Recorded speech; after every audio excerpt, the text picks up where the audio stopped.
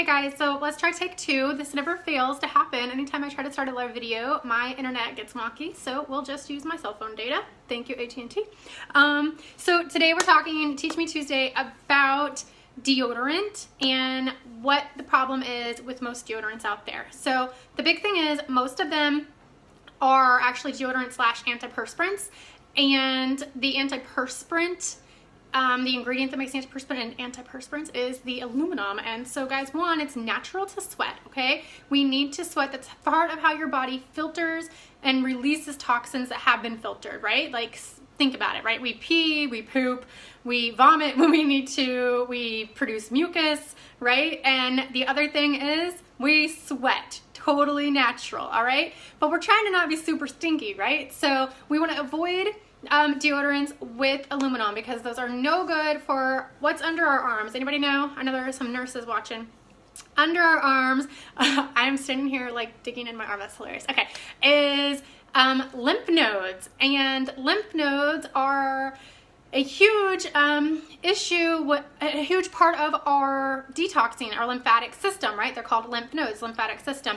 That is the system that is used to detox a lot of things out of our body. That's why we sweat. So what we see though is a lot of things like cancer, right? And then when it gets to the lymph nodes, that's huge because it's usually gone systemic or really close to that at that point. It's advanced, right? That's because your lymph nodes are like one of those lines of defenses to get rid of toxins and things that are harmful for your body. So we need our lymph nodes intact and healthy, especially women with breast cancer, and men. Obviously men can get breast cancer, but we always think about women, right? So a lot of times when women are found with early stages of breast cancer, then sometimes the lymph nodes are needed to be taken. That means, one, your body's already under attack from the cancer, right? And two, now you're even having to further reduce your body's capability to do its fighting because you're removing lymph nodes. That's no good. I'm not saying, obviously, if it's in the lymph nodes, it needs to go, right? But we're trying to prevent us from getting to that place.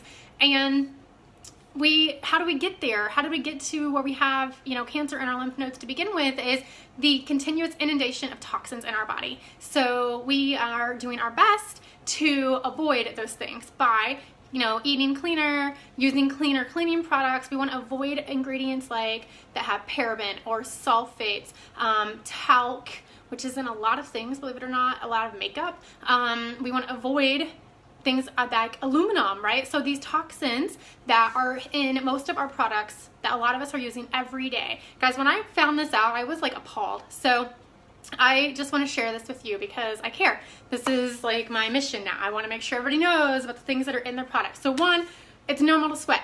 Two, if you're using a natural deodorant or you're trying to get a natural deodorant, you want one that does not have aluminum because that means that it's an antiperspirant. Aluminum is toxic to our lymph nodes. And three, a big factor in all of our ingredients and all of the products that we use is the word fragrance. Fragrance is huge. It's like 3,000 plus ingredients that most of haven't even been tested.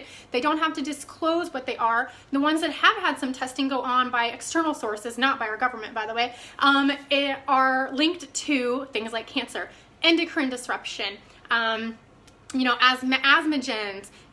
increased allergies. All of those things are huge issues that lead to chronic illnesses. So we want to avoid fragrance. So anytime I want something to smell nice, I use essential oils because they are natural, they are from the plant, and I only use essential oils from Young Living because I can go to their farm and I can, like in January I helped harvest their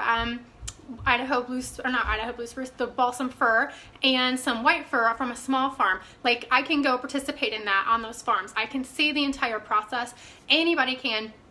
And that's what I would only recommend, using good quality essential oils. The stuff that you're buying on the shelf at Walmart for $4.99 is not a good quality essential oil. I can guarantee you that's synthetic and made in a lab, and that's hard for your body to process, and it's no good, no good, no good. Okay? So just trust me on this. I've done my research. I wouldn't be telling you guys this if it wasn't the case. So we're gonna make a really simple homemade deodorant today. It is, let me look at my list. 1, 2, 3, 4, like 5 ingredients and some essential oils. So super easy. What I have done is mixed up 6 tablespoons of arrowroot powder, a tablespoon of baking soda, and 2 tablespoons of bentonite clay right here, okay? Then what I'm first gonna do though is do 2 tablespoons of coconut oil.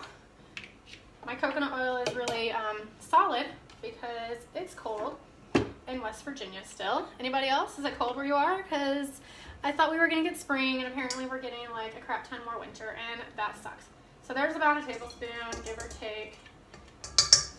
Now this is a recipe originally from a friend of mine, Lindsay Grammont, from Homemade Mommy, and I tweak it a little bit because we do not live in Austin, Texas, so my deodorant gets a little too hard if I follow her recipe. There's like 2 tablespoons. Okay, so the base is hers, but I change it up a little bit.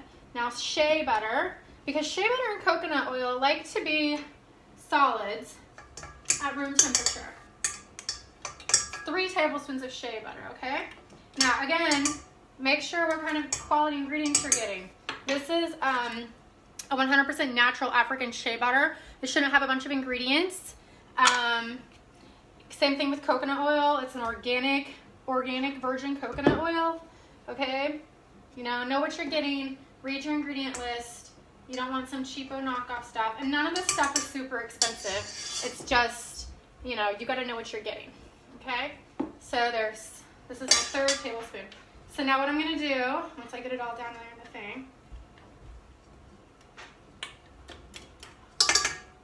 is turn this on and whip that really good for a couple of minutes.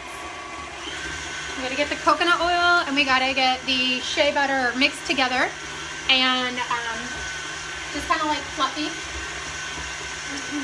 Come on. I told you my coconut oil likes to stay solid. There's like a big chunk in there still. There we go. Let's see. Almost.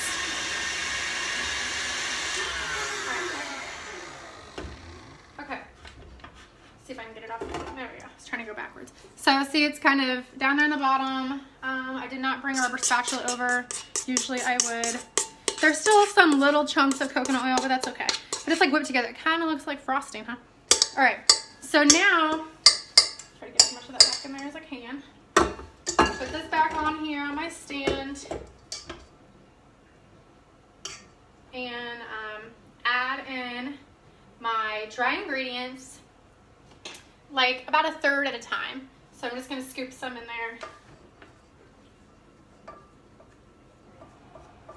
Right? It's probably good to start. And then we don't want to go on too high or all that powder is gonna go flying all over the place. So we're gonna whip it in. We'll add a little bit more, kind of another 1/3 or so. See, I did lose some because I'm too impatient to shut the blender off, or the mixer off for a minute.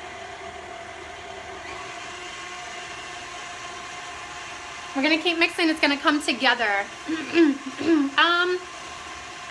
Doug and I both use this deodorant. It'll probably last us like 4 to 6 months, it just depends. Sometimes I also use one that's like a roll-on with just like witch hazel and some liquid coconut oil and all. So, yeah. Let me add in the last thing. Okay. So let's mix it up. See, mine, I feel like it looks kind of dry. So I usually add some liquid. This is what's different for my recipe than what Lindsay's is. I usually add some of this liquid, the fractionated coconut oil, because I feel like my nose is a little bit dry. And because it's so cold here, my regular coconut oil, like I said, it just wants to stay, look at it, it's like solid, you know? It's not very smooth and blendable. So just like a few pumps of my liquid. And then I'm gonna start adding in some essential oils. So now here are the essential oils that I'm choosing. Purification. So, oh yeah, I definitely will. And mine uses baking soda, Ariana, but you can choose to leave it out and just do like an extra scoop of the bentonite clay maybe. So, you know, it's, you know, mix and match what works for you. But it's only like 1 tablespoon, so it seems to work okay for me. All right, so I'm gonna add Purification essential oils. It's a blend of lemongrass, and it also has citronella and rosemary and tea tree. So tea tree is good for cleansing. Lemongrass is good for odors and also cleansing. So this is a great oil. And I'll do a few drops of that. And then also petitgrain is really good for sweatiness. So again, like I said, it's natural to sweat. But if you're like one of those people that sweats a lot, my 6'3" ginger lumberjack husband is a sweater. I bet you can't imagine that. And so we use just a few drops of this. It doesn't take much. And then I'm gonna use Stress Away because I love the like lavender, vanilla, cedarwood, a little bit of lime. It's just uplifting and then I can smell it all day. And it keeps me nice and grounded. So let's add in my purification. We'll do like, I don't know, like 8 drops of purification maybe. And then like a couple of petitgrain. Doesn't take but like, yeah, 2 or 3 maybe.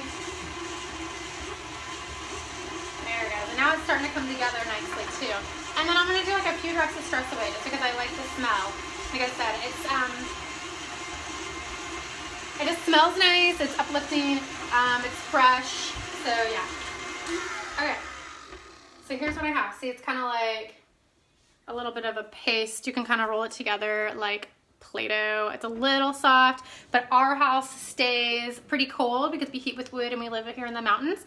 So even in the, I mean, it gets warm in the summer, but it's not like, it's not humid and dry or dry heat, or, you know, it's just not as hot as like southern Texas. So here it is. I'm gonna just basically put it into this, let me do it this way.